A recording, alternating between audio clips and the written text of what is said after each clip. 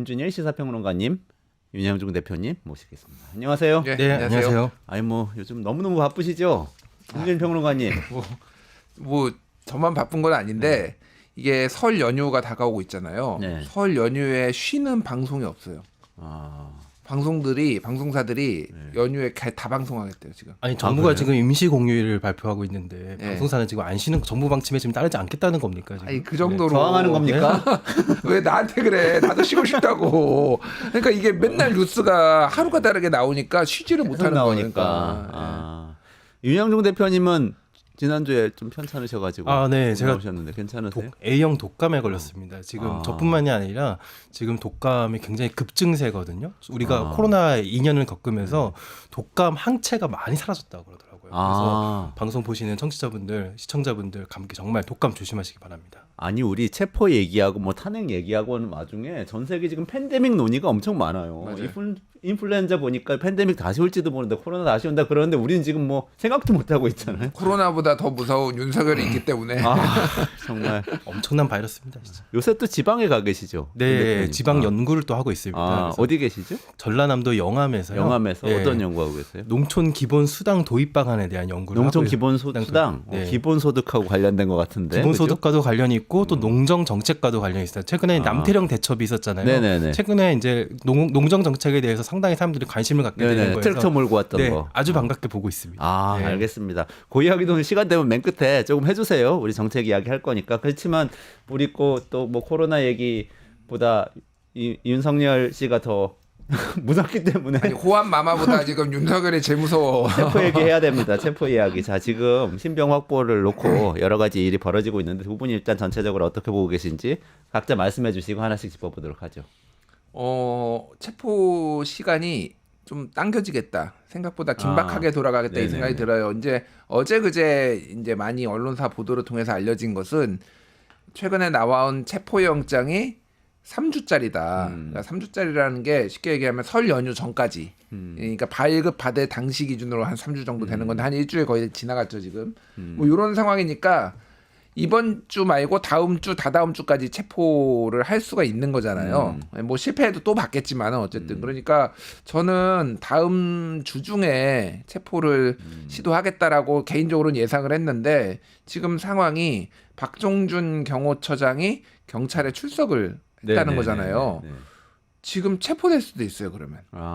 바로 경호처장 박종준 씨가 바로 체포될 수도 있다. 예, 그러니까 출두한 지금 상태에서 경찰이 지금 그러니까 경찰에서 생각하는 거는 경호처의 이 우두머리 소위 말하는 이 수뇌부와 일선 경호처 직원들의 온도차가 매우 다르기 때문에 그러니까 경호처 밑에 사람들은 윤석열을 지킬 의지가 별로 없다라는 건데 명령이니까 그냥 있다라는 거예요. 그렇기 때문에 이들을 격리시켜야 되겠다라는 게 이미 뭐 언론 보도나 공공연하게 나온 얘기이기 때문에 그래서 다 소환 조사한 거거든. 지난번에 1차 체포 때 이들이 불법적인 행동을 했다라고 경찰은 보고 있기 때문에 그래서 이게 이제 조사의 의미도 있지만은 체포해서 수뇌부들은 다 체포해 놓고 지시할 사람이 없게 만들고 들어가겠다라는 거예요. 근데 체포를 하면은 보통 48시간이거든요. 네. 그러면은 오늘 만약에 체포를 하면은요. 사실 전 주말에 피할 거라고 생각을 했어요. 왜냐면 이제 집회 또 엄청 나올 거 아니에요. 그렇죠. 또 이 사람 저 사람 다.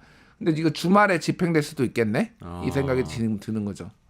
그렇군요. 일 대표님은 어떻게 보세요? 일단 박종준 처장이 오늘 출석한 것 자체가 본인이 이제 3차 출석일 동안 이제 본인도 체포 바로 될 가능성이 높잖아요. 출석 안 하면 네, 3차가 어떻게 보면 마지막 시한이었으니까 사실 그걸 노리지 않았나라는 생각도 드는데요. 말씀하신 대로 오늘 소환 조사에 응한 상태에서 또 체포가 될 수가 있고 여러 이제 경로를 통해서 나오는 얘기에 의하면 지금 현장 일선에 있는 지금 그 지난 계엄 사태 때도 그 이제 어떻게 보면 제복을 입은 시민이라고 할 정도로 현장에 나가 있던 계엄군들의 시민 의식 수준 상당히 좀 높은 편이었잖아요. 마찬가지로 경호처 직원분들도 이 대통령 지금 위에서 시키니까 어쩔 수 없이 하는 측면이 있지. 지금처럼 체포에 불응하는 거는 또 어떻게 보면 경찰과 무력 충돌이 있는 건 상당히 피해야 된다라는 인식이 상당히 있다 그러더라고요. 그래서 아마 그런 이제 경호처장의 신병을 확보한 상태에서 작전을 진행할 가능성도 상당히 높지 않겠나. 저도 그렇게 보고 있습니다. 있습니다. 박정준 처장은 지금 경찰에 출석하면서 윤석열 대통령은 대통령 신분에 걸맞은 수사를 받아야 한다. 이런 얘기를 했더라고요. 이게 뜻하는 게 제가 그냥 한마디 박종준한테 하고 싶은 얘기는 그건 네가 판단할 게 아니야. 그거는 법원이 판단할 거고 법원의 수사기관이 법원에 영장을 청구를 해서 체포영장을 받은 거잖아요. 체포할 만한 사유가 있다라고 보니까 법원에서 법치주의 국가라면 당연히 법에 그러니까 행정부는 법을 집행하고 입법부는 법을 만들고 사법부는 법을 해석하는 거잖아요. 이게 법치주의 상권 분립이잖아요. 본인이 뭔데 뭐 네가 뭔데 이 말이 좀 나오네요. 예. 그러게요. 유혈 사태는 없어야 된다 이런 얘기도 했던데 박정준 처장이 지금 보이는 모습을 상당히 신경 쓰고 있는 것 같습니다. 예를 들면은 권영세 국민의힘 비대위원장도 윤석열 대통령에 대해서 이제 수갑을 채워서 체포하는 모습은 적절치 않다라는 발언을 오늘 아침에 또 내놨습니다. 그리고 또 그러면서 이제 내란 특검법에 대한 제3자 추천 방식에 대해서 협상에 응할 가능성도 있다라고 얘기했는데 마치 대통령 체포에 대한 예우를 하면 마치 이런 것도 응할 수 있다라는 식의 이제 언급을 좀 내놨고 물론 그걸 아주 이제 연결시켜서 얘기하진 않지만 같은 타이밍에 이제 얘기를 하면서 그래서 체포되는 모양새조차도 그 신앙당에 신경을 쓰고 있는 것을 봐서 아마 좀 이제는 더 이상 좀 밀리기는 이제 밀릴 수밖에 없는 상황인 것은 인정하지만 어떻게 체포되느냐에 대해서 좀 신경을 쓰고 있는 것 같고요. 근데 여기에 대해서도 방금 김준희 평론가께서 말씀하셨듯이 그 권영세 비대위원장이 결정할 사안이 아니죠. 네. 그리고 그동안 어떻게 보면 수갑을 채우는지 안 채우는지 여론 정치 폴리스 라인 세우고 뭐 검찰청 앞에 가지고 굴욕 주고 막 이런 여태까지 수사를 제일 능숙하게 했던 사람이 누굽니까? 네, 윤석열 대통령 본인이었잖아요. 그래서 그렇죠. 그것도 본인이 결정할 사안이 아니다라는 말씀 저도 드리고 싶습니다. 그렇군요. 근데 지금 아까 말씀하신 스케줄대로 하자면은 원래는 우리가 많이 생각했던 거는 뭐 지난번에 그 공수처가 갔을 때 그때 체포를 하면은 체포한 상태에서 윤석열 씨 신병 확보한 상태에서 48시간인가요? 예. 48시간 내에 또 구속영장 청구하고 바로 구속해가지고 계속 수사를 하고 이렇게 스케줄을 생각한 분들이 많았던 것 같은데 이번에도 그럼 그렇게 될 수 있다고 보세요? 체포를 하면은 그렇게 되겠죠. 예, 뭐 그거는 뭐 일반적인 루트죠. 일반적인 루트고 그러니까 뭐 별 희한한 얘기를 체포를 어떻게든 막아보려고 중앙지법에다가 구속영장 청구하면은 내가 또 그거는 뭐 법대로 하겠다 뭐 이런 얘기들 막 하는데 입만 벌리면 거짓말 구라를 친 윤석열 쪽의 얘기를 누가 믿겠습니까? 또 이건 시간 지연 전략이거든요. 그럼 영장 청구하는 시간 거기서 심리하는 시간 또 뭐 이거 나올 거 아니에요 한차. 박지원 의원이 맨날 그 얘기했잖아요. 방송에 여기 나와서 얘기했던 게 이게 설만 지나면은 대운이 들어서 바뀔 거다. 그래서 설까지 지금 버틸려고 하고 있다. 그게 뭐 얼마나 사실인지 모르겠으나 박지원 의원이 그 정도 얘기한 거는 진짜 그러니까 아직도 무속을 믿고 설까지 지금 어떻게든 버틸려고 하는 게 아닌가 그런 생각이 들어요. 예. 근데 지금 그 전에 계속 이슈가 됐던 거는 최상목 권한대행이 어쨌든 경호처에서 지시에 대해서 지시할 수 있는 위치에 있잖아요. 근데 정확하게 지시를 안 하고 그냥 알아서 해라. 내지는 뭐 일부 보도에 따르면은 오히려 경찰이 경호처를 도와서 윤석열 씨를 체포하지 못하도록 해라라는 이야기를 했다고 추정되기 때문에 그래서 경호처가 계속 막고 있을 수 있었던 거잖아요. 근데 그 상황은 계속 남아 있는 거 아니에요? 그러니까 최상목 대행이 하면 좋죠. 해야 된다라고 저는 보고 맨날 경제 뭐 거시경제 회의하고 그러는데 맨날 제가 얘기하잖아요. 지금 윤석열 체포가 최고의 지금 경제 정책이에요. 제가 어제 기겁을 한 게 있었는데 그 윤갑근하고 석동현이 외신 기자들 상대로 변호인단이 기자회견했거든요.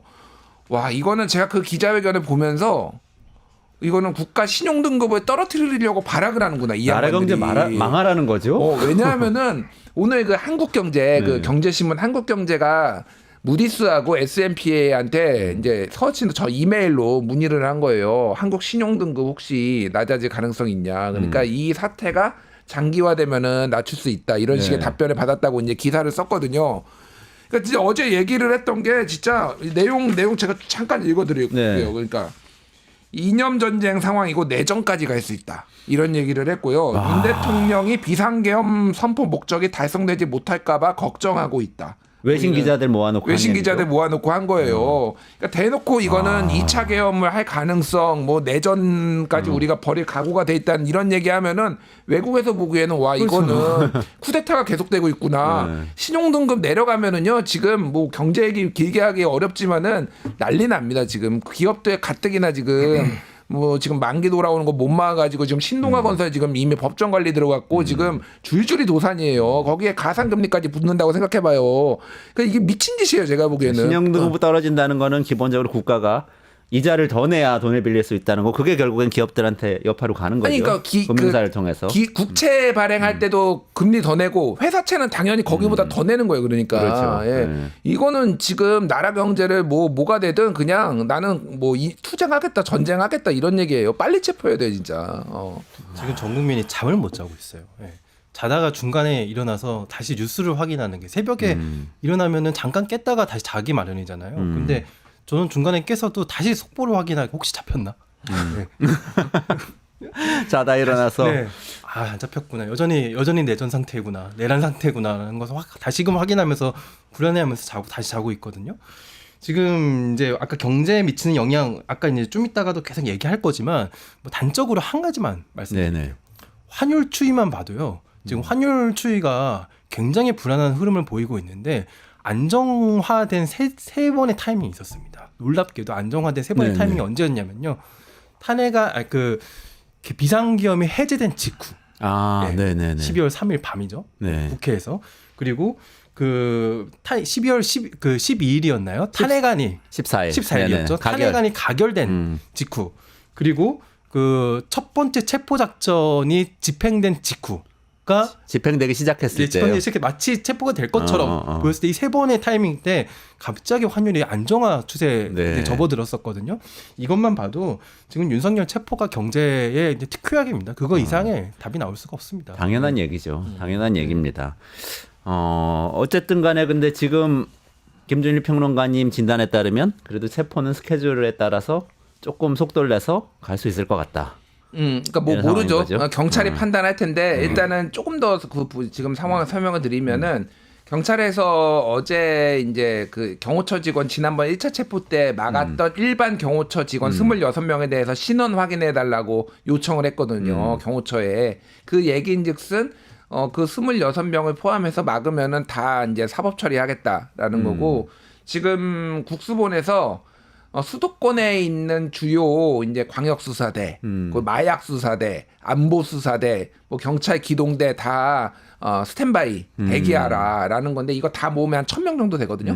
그러니까 이 사람들 뭐 할 것 없이 다 끌어모으겠다라는 거예요. 그리고 이제 경찰 특공대는 투입을 안 할 가능성이 매우 높아요. 왜냐하면 경찰 특공대는 경찰청장이 지휘하는 거예요. 이게 그러니까 국가수사본부장하고 나눠져 있거든요. 네네네. 그러니까 수사와 관련된 게 아니고 경찰 특공대는 테러 진압이에요. 그러니까 막 우리가 얘기했듯이 장갑차 나오고 뭐 헬기 뜨고 이거는 조금 법적인 문제가 또 생길 수가 있어서 그 대신에 이제 장비들 크레인 같은 거 동원해서 앞에 그 차들 이런 거 다 끄집어낸다라는 거고 철조망 다 뜯어내고 그리고 한 1,000명 정도가 압도적인 인원으로 곳곳으로 분산돼서 하나씩 뚫어내고 뜯어내고 뭐 이런 거가 지금 계획까지 다 서 있어요 지금. 그러니까 이제 경호처의 간부들을 언제 체포하느냐 격리하느냐가 딱 이게 시작의 어떤 그 뭐라고 해 신호탄이다 이 정도로 보시면 될 것 같아요. 지금 박종준 경호처장은 경찰에 출두하면서 유혈 사태는 없어야 된다 이런 얘기를 하기도 했고 어제 또 국회에서 이 질의응답하는 거 보니까 오동훈 공수처장은 지금 이렇게 체포 방해하는 거 위법이라고 또 강력하게 또 얘기를 했더라고요. 그러면은 이렇게 되면 양면이 다 있는 것 같은데요. 경호처장이 약간 위협을 한 것 같이 느껴지기도 하고 어떻게 보면. 근데 또 공수처장 얘기를 들어보면 이거는 쉽게 해제될 수 있는 그런 방어막인 것 같기도 하고 양면이 다 있는 것 같은데 어느 쪽에다 무게를 둬야 돼요? 이건 당연히 그 위법한 지금 이제 공무집행을 방해하고 있는 것이고요. 사실 이게 뭡니까 지금? 그 윤석열이 마지막 순간까지도 어찌 보면은 이제 선량한 경호청 직원들까지도 그 범법자를 만들고 있는 것이거든요. 그래서 저는 이런 상황이 좀 빨리 종식되고 아마 일선 경호처 직원분들도 아마 이제 그런 본인이 범법자가 되고 또 연금이 이렇게 삭감이 되거나 아니면 아예 연금을 받지 못하는 상황에 놓이게 될 가능성이 상당히 큰데요. 그런 상황에 처하는 걸 본인이 원치 않을 것입니다. 그렇기 때문에 그 경호처장 이런 분들이 좀 결단을 좀 내리거나 아니면은 좀 분리시켜가지고 네, 적절하게 체포가 조속히 집행됐으면 합니다. 그러게요. 윤건영 의원은 또 MZ세대 경호관들은 뭐 부글부글한다. 의견이 완전히 다르다. 그런 얘기도 하던데 알겠습니다. 그러면 조금 긍정적으로 생각해서 요 체포하고 신병 확보 국면은 좀 빠르게 진행될 걸로 보면서 얘기 한번 넘어가 볼게요. 박정훈 대령 판결이 있었습니다. 그래서 그 최혜병 사건 관련된 판결인데 이게 지금 의미하는 바가 굉장히 크다는 이야기가 많이 있는데 두 분은 어떻게 생각하시는지 좀 여쭤볼게요.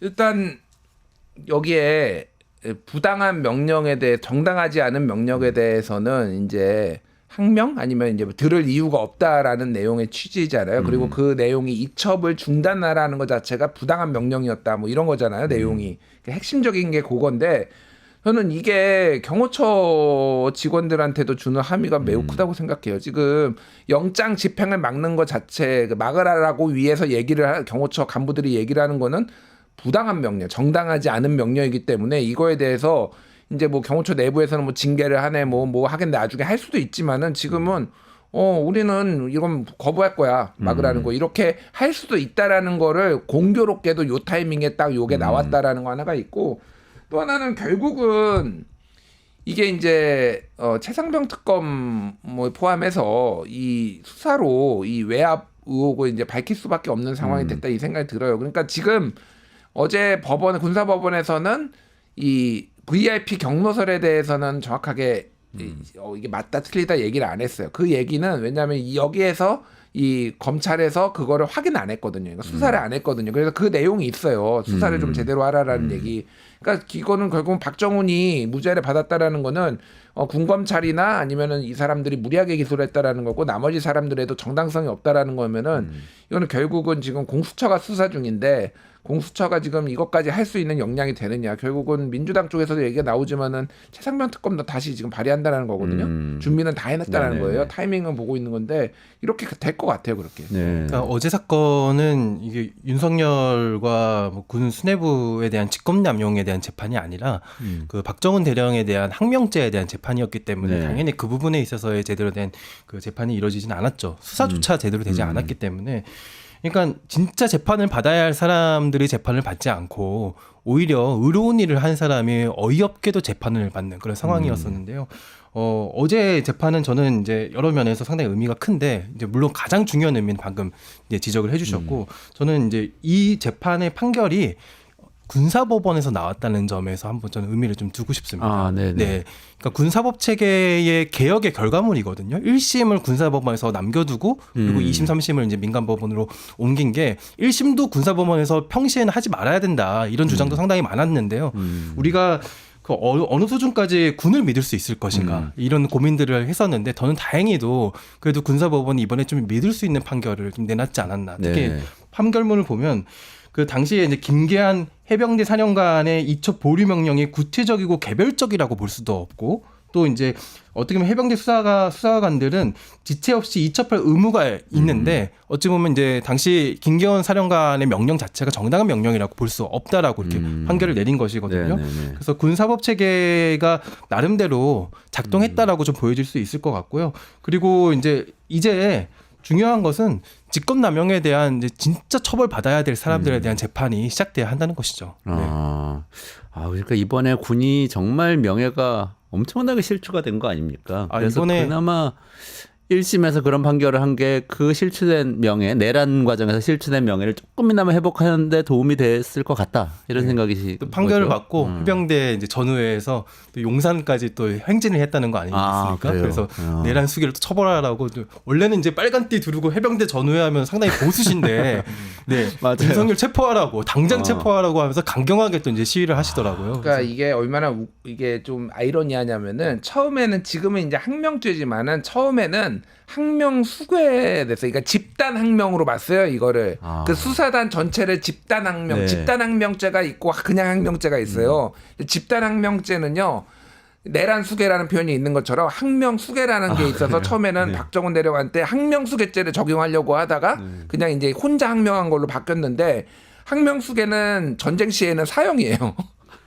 근데 그러니까 지금 내란수계하고 같은 거예요? 네, 내란수계가 지금 박정훈 대령한테 항명수계라고 뭐 내란수계가 뒤에 이제 내란수계 혐의를 받고 있지만 뭐 이런 상황이에요. 그러니까 이게 참 아이러니하다. 그리고 또 하나는 결국은 이게 정권 몰락의 시작이었네 이 생각이 들어요. 그러네요. 그러니까 이게 왜냐하면은 윤석열 정부가 너무 많은 일들이 있었잖아요. 뭐 처음에 관저 이전하면서 뭐 수의 계약하고 뭐 특혜를 몰아줬네. 그리고 뭐 만 5세 해서 뭐 초등학교 입학해가지고 정책적 혼란도 있었고 바이든 날리면 입틀막 해서 뭐 언론에 대한 탄압, 이태원 참사, 오송 지하차도 참사 막 이런 것도 있었는데 다 잘못됐지만은 가장 윤석열이 심리적 압박감을 느끼고 무리수를 두기 시작한 게 이 최상병 사건이었고요. 생각해 보시면은 이게 결국은 작년에 11월 24일에 김용현 공소장을 보면 이런 얘기가 나와요.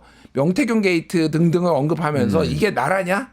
라고 하면서 맞아요. 계엄해야 되겠다 네네네. 이런 얘기를 했잖아요. 그래서 사실은 무슨 부정선거 이런 거는 나중에 다 갖다 붙인 거고 본인이 위험해지니까 명태균 그러네요. 게이트. 그런데 보면은 결국은 이게 도화선이 돼가지고 자 최상병 특검하고 여기에서 이종호 씨 블랙펄 인베스트 그 대표 개입설 나오고 그러면서 이종호 국방부 장관 런종섭 호주 대사를 보내려다가 하고 네. 총선 망하고 이게 나비 효과가 연쇄적으로 되면서 이게 명태균 게이트까지 그러네요. 이어지면서 이렇게 된 거예요. 그러니까 이게 정권 몰락의 시작이었다. 아니 어제 또 보니까 명태균 씨 수사 쪽에서 새로운 게 나왔더라고요. 그래서 그 윤석열 대통령이나 김건희 여사하고 카톡 오고 갔던 것들. 그것도 11월 달이었죠. 그게 그러니까 제가 이거는 유력한 가설인데요. 맞을 거예요. 제가 한겨레 칼럼 최근 쓴 것도 있는데 뭐냐면은 11월 4일이에요, 그게. 그러니까 검찰에서 10월 31일 날 윤석열 육성이 나옵니다. 네, 네, 명태균하고 한 거 민주당이 공개했잖아요. 그리고 11월 4일에 창원지검에서 이미 그 명태균 카톡을 확보를 해가지고 이 보고서를 일선 검사가 만든 거예요, 수사 검사가. 자, 그러면 이게 창원지검장한테 보고가 됐을 테고, 창원지검장은 저기 검찰총장 심우정한테 보고를 했을 테고 그거는 김주현 민정수석한테 들어갔을 테고 김주현이 윤석열한테 보고를 했을 가능성이 높아요. 원칙적으로는 안 받아야 되지만은 거기는 다 동해체니까. 그러면은 왜 11월 24일에 김용현 만나가지고 계엄해야 되겠다 이게 나라냐라고 했는지가 다 이해가 되는 거야. 아 그러네요. 쌓이고 쌓였는데 윤석열 씨 시점에서 생각해보면 네. 최상병 사건 때문에 지금 핀치에 몰렸지. 그런 다음에 총선을 부정선거로 졌지. 그런 상태에서 지금 본인을 조여오는 이 명태균 카톡이 나온 상태에서 김용현 씨를 불러서 국방부 장관한테 이거 해야겠다 하면서 내란을 시작했다. 이렇게 지금 그런 가설 말씀하시는 그러니까요. 거예요. 이거는 근데 거의 맞을 거예요. 이거는. 네. 심각하네요. 어쨌든 간에 이 모든 것의 시작이 만약에 그 비극적인 최혜병 사건이었고 박정훈 대령의 이 좀 의로운 그런 행동이었다면 이게 바로잡힌 건 굉장히 큰 의미가 있겠네요. 근데 저는 모르고 있었는데 윤 대표님이 말씀 주셔가지고 박정훈 대령 상도 받았었다면서요. 이 과정에서. 지난해 네. 뭐 여러 상들을 많이 박종철 인권상을 비롯해서 여러 상들을 많이 받았는데 그 리영이 이제 그 우리가 사표 같은 언론인이 리영이 선생을 기리는 리영이 상이라고 또 있거든요. 리영희 예. 선생은 기자로서 굉장히 언론인들한테는 상징적인 인물이시죠. 그렇죠. 네.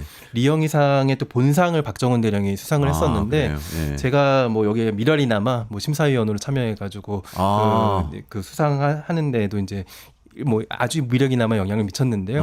근데 뭐 아주 어렵지 않은 심사였습니다. 왜냐하면 심사가 굉장히 빨리 끝났고요. 올해 작년에 그 리영희상 수상자를 선정하는 건 아주 쉬운 작업이었다. 모든 심사위원들이 그 공통으로 얘기하는 것이었거든요. 네. 그래서 뭐 개인적으로 또 그 수상한 박정훈 대령과 여러 가지 이제 사담을 좀 나눌 기회도 있었었는데요. 그러니까 박정훈 대령이 이런 얘기를 또 그 사담을 나누다 이런 얘기를 하더라고요. 어떤 얘기였냐면은.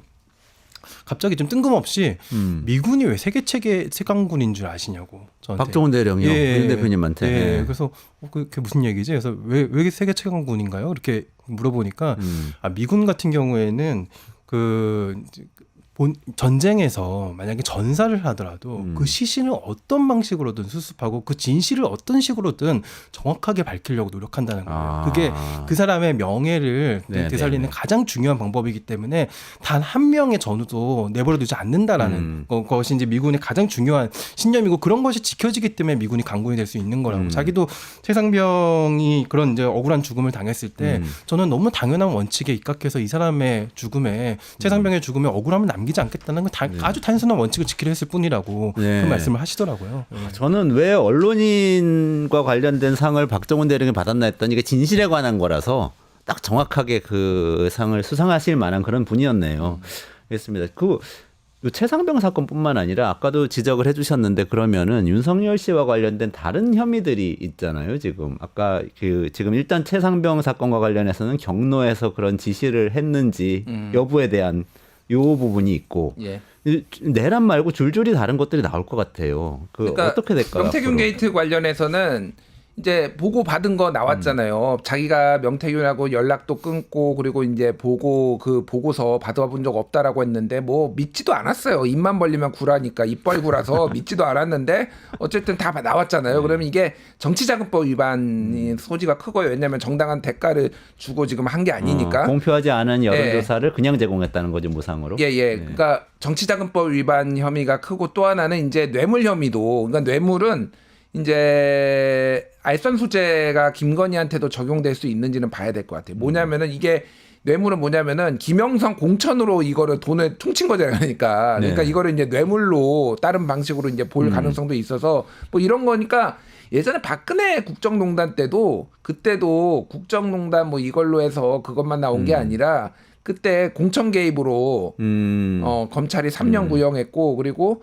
특활비 유용 뭐 이런 걸로 뭐 8년인가 12년 제가 헷갈리는데 어쨌든 뭐 이 정도 받았거든요. 그러니까 이런 식으로 주렁주렁 지금 박근혜랑 비슷한 길을 갈 것 같아요. 그러니까 박근혜를 잡아 넣었던 윤석열이 박근혜랑 거의 비슷한 길, 박근혜보다 더 심각한 길로. 왜냐하면 이거는 내란 수괴는 사형 아니면 무기징역이니까 뭐 그렇게 갈 것 같아요. 예. 공천 개입, 정치자금법 위반 뭐 이런 것들 다 거기에 수사가 된다는 거죠. 거기에 여론 조작의 혐의까지 상당히 있죠. 예, 가능성도 있고 저는 12월 3일 비상계엄을 저는 윤석열이 아직도 왜 일으켰을까 여러 가지 고민들을 윤석열의 입장에서 한번 해보고 있는데요.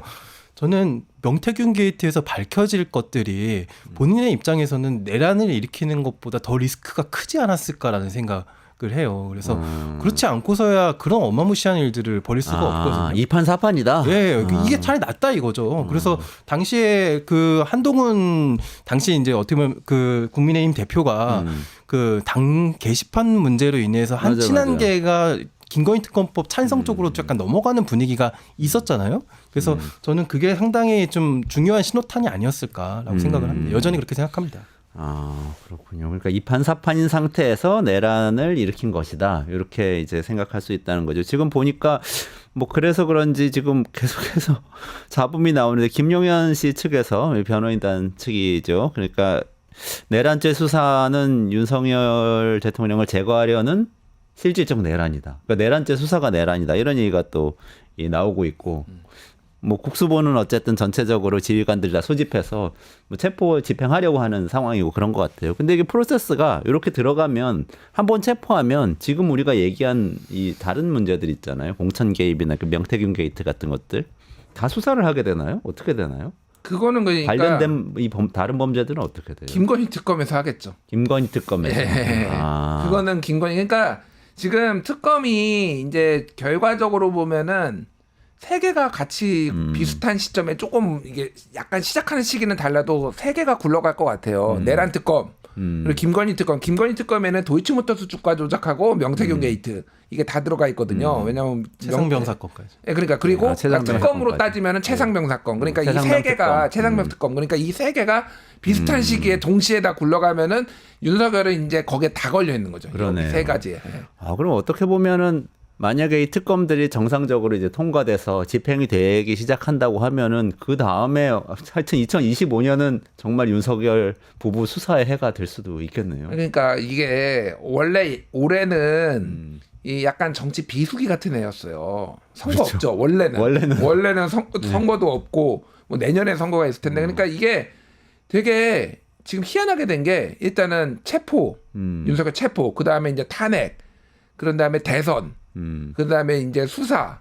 뭐 이걸로 1년이 다 가게 생겨요. 그 와중에 이제 또 뭐 별 희한한 일들이 다 생길 거 아니에요. 어마어마하게 지금 바쁘고 중요한 애가 돼버렸어요 올해가. 근데 국민의힘 입장에서는 내란 특검을 나중에 가서는 어느 정도는 받고 김건희 특검을 최대한 받지 않는 이제 어떻게 보면은 둘을 나누는 전략을 상당히 쓸 가능성이 상당히 높습니다. 그래서 김건희 특검법에는 윤석열 김건희만 걸려 있는 게 아니거든요. 그래서 국민의힘의 대표 이제 대선 주자들도 상당히 걸려 있기 때문에 그것을 좀 구분해서 나오지 않을까. 사실 거기에 대해서도 우리가 좀 경계를 하고 볼 필요가 있을 것 같고요. 저는 그 여전히 좀 내란이 진행 중이다라고 느꼈던 것 중에 하나가 인권위가 상당히 놀라운 결정을 좀 내놨더라고요. 어떤 거죠? 예, 인권위가 지금 윤석열을 피의자로서의 방어권을 보장해줘야 된다. 그리고 그 비상계엄은 대통령으로서의 그런 헌법상의 권한을 행사한 것일 뿐이다라고 라는 입장을 내놔가지고 정말 놀랍다. 놀라움을 금치 못했는데요. 어쨌든 윤석열 개인도 피의자니까 보호해줘야 된다 이런 뭐 인권적인 얘기를 한 건가요? 근데 지금 그 역대 인권위에 참여했었던 모든 사람들이 정말 자괴감과 참담함을 이루 말할 수가 없는 상태입니다.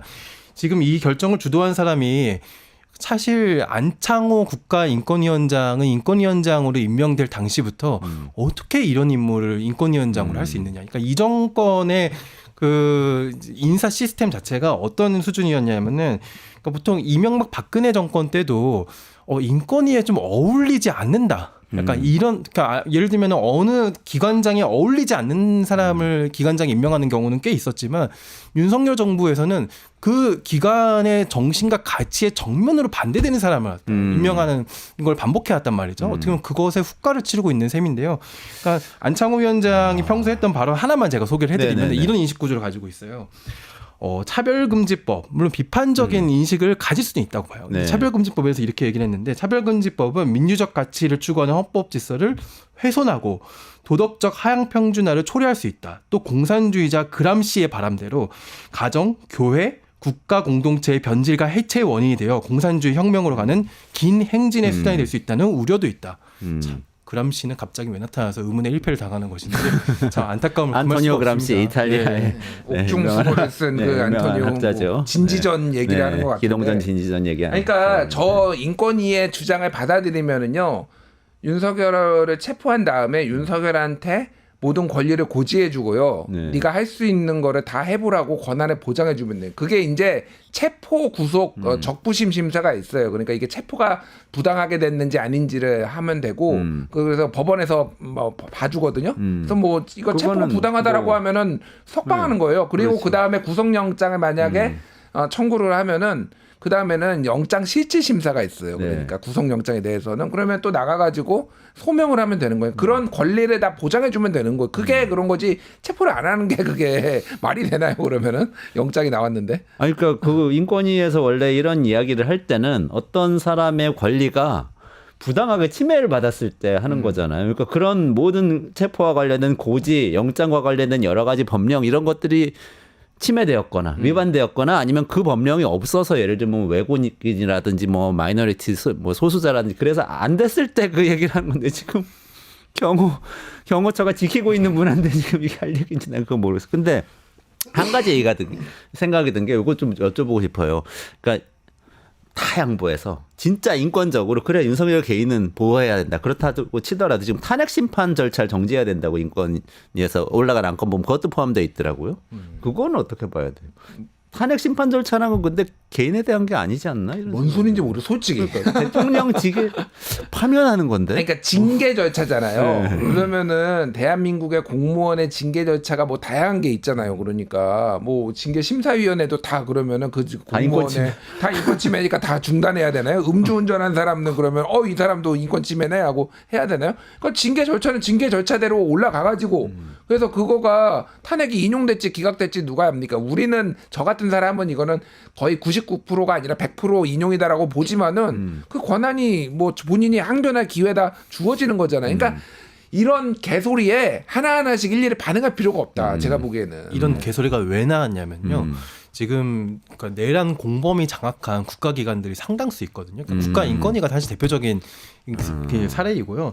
그러니까 이런 개소리가 왜 나오냐면 지금 한남동 앞에서 시위하는 사람들에게 일종의 메시지를 주는 겁니다. 그러니까 우리의 주장이 그냥 저작거리에 떠도는 그냥 근거 없는 얘기가 아니라 마치 국가기관의 권위가 있는 쪽에서 얘기가 나오는 어떻게 보면 근거 있는 주장이라. 그러니까 한마디로 국가기관의 권위를 빌리는 것이거든요. 그러니까 아마 이 내란의 공범들이 장악한 국가기관에서 이런 국가기관의 권위를 빌리는 형태의 직권남용이 앞으로도 지속적으로 이어질 겁니다. 우리가 그걸 상당히 경계해서 봐야 됩니다. 네. 지금 짧게 요거 하나 소개시켜드릴게요. 경향신문에서 기사를 쓴 건데 관저 앞은 지금 무법천지예요.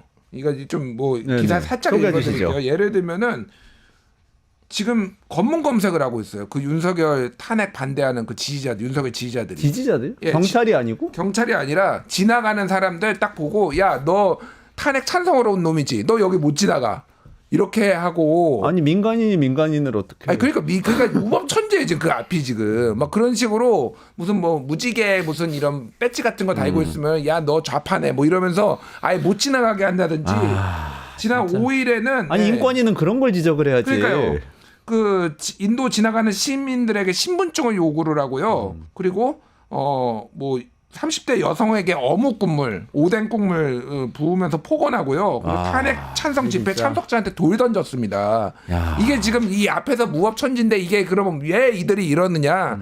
그러니까 지금 약간 과잉 흥분 상태가 소위 말해서 뽕 맞은 것 같은 약간 그런 느낌이에요. 그러니까 이게 뭐 실제 마약이라는 얘기가 아니잖아요. 그러니까 뭐냐면은 정광훈이 거기에 와가지고 야 누구 집회 안 나왔어. 야 니들 다음에 공천 받을 것 같아. 막 이렇게 얘기하면 그 의원이 쫄래쫄래 막 와요. 와서 신남성연대 뭐 모시기가 해가지고 무슨 야 지방 의원 뭐 니들 너 안 나오면 뭐 다 죽어 뭐 이런 얘기하니까 더 다 나와가지고 같이 삭발식하고 막 이런 상황이에요. 정치인들이 지금 국민의 그리고 지금 정치인들. 윤상현이 가가지고 거기 그 정광훈한테 90도 인사하고 폴더 인사했더라고요. 폴더 인사하고 막 뭐 이런 상황이에요. 그러니까 이게 막 흥분한 거예요. 사람들이 막 자기들의 권한이 막 대단한 것처럼 그러니까 무법천지가 됐어요. 지금 이게 근데 그거를 지금 이렇게 만든 게 이 내란 공범들이고 이 같이 지금 그 한 국힘 의원들 거기 가가지고 헛소리한 국힘 의원들이 지금 이렇게 만든 겁니다. 지금 이게 그게 파시즘의 시작이잖아요. 파시즘이에요, 히틀러가 이게. 옛날에 정권 잡을 때 그런 식으로 선동해서 잡은 거죠 뭐. 그 사상 검증을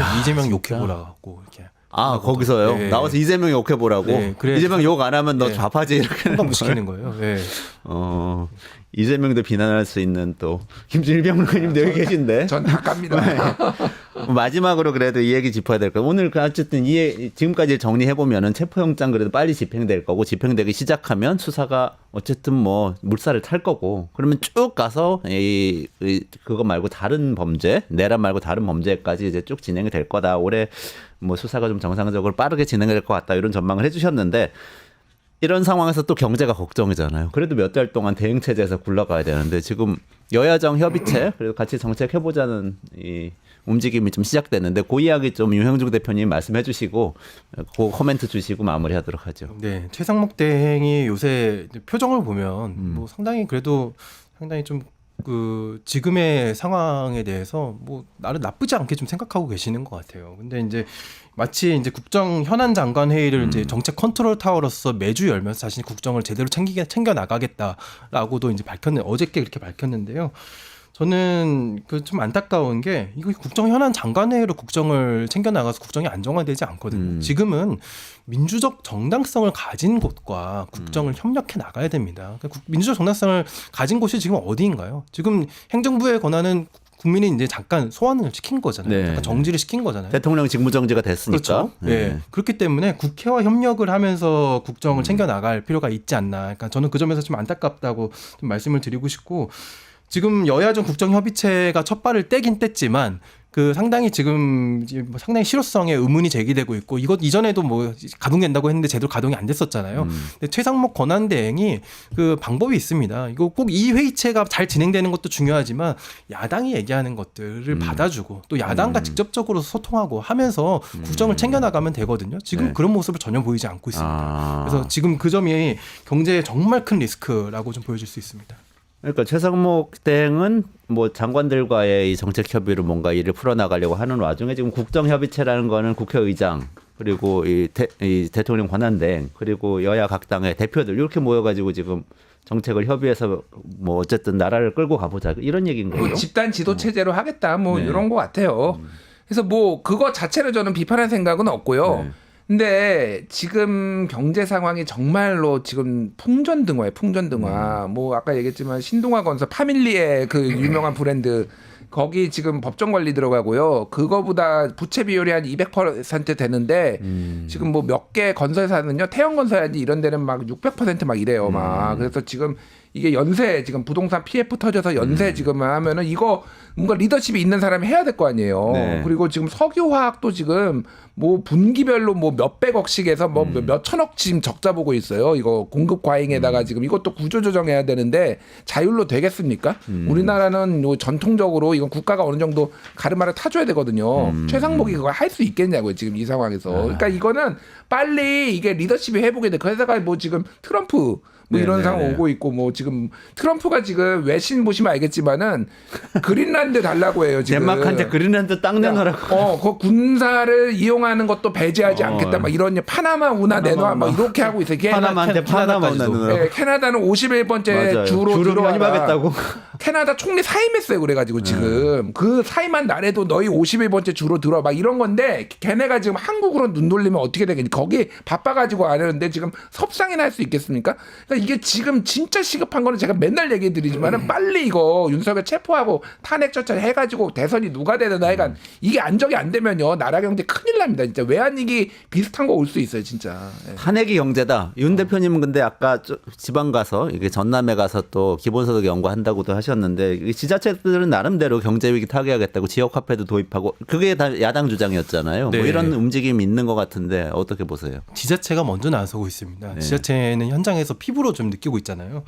그래서 남원이라든지 파주라든지 이런 지역에서는 아예 민생회복 지원금, 민생안정지원금이라고 해서 민생지원금 네. 이재명 대표가 주장했다고 하는 네, 거예요? 그 전 뭐 예를 들어서 군민 혹은 전 시민에게 네. 한 10만 원에서 20만 원 정도의 지역 화폐를 지급하는 정책을 쓰고 있고요. 또 이 지자체들뿐만 아니라 지금 대부분의 지자체들에서 그 이제 지역 화폐의 인센티브를 늘려주는 방식의 정책들은 다 쓰고 있습니다. 지금 경제가 이제 어려운 수준이 지금은 상상 초월이거든요. 네. 그러니까 예를 들면은 소비자 심리지수, 경기실사지수 이런 체감 경기를 반영하는 지표가 그 지금 어느 때보다도 수치가 급격하게 떨어졌습니다. 그래서 지금 정말 특단의 대책이 필요한 상황이고요. 지금 한국은행 총재조차도 본인의 역할에서 벗어나서 추경이 꼭 필요하다. 추경이 조기에 추경 필요하다. 얘기가 있죠, 또. 예, 얘기를 하고 있거든요. 그래서 지금 최상목 권한 대행이 지금 야당과 여당과 이제 같이 협의를 해가지고 지금 경제 컨트롤 타워를 복원하고 추경 논의를 빨리 조속히 시작을 해야 됩니다. 추경 예산 좀 편성해야 되는 거 아닌가요? 작년에 그 내란 상황에서 막 정신 없으니까 가맹 예산 일단은 통과를 시켰잖아요. 그건 뭐 어쩔 수 없었던 것 같은데.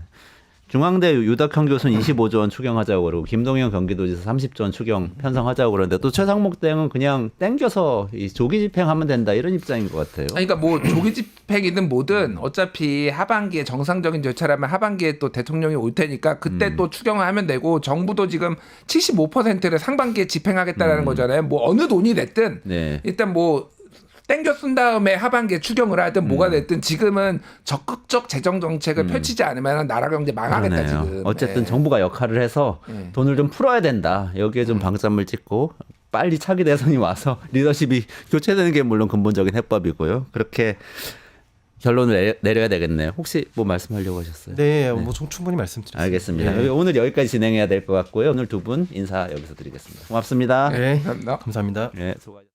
유튜브 구독하고 실시간 채팅과 댓글을 남기시면 매일매일 7,000TTCO를 드립니다. 참여 방법은 통통물 어플을 다운로드하고 회원가입과 로그인을 해주세요. 마이페이지에서 나의 회원 고유 번호를 복사해주세요. 유튜브 구독 후 실시간 채팅이나 댓글창에 고유 번호를 한 번만 입력하면 준비 끝! 지금 유튜브 채팅과 댓글 쓰기 참여하고 7,000TTCO 받아가세요.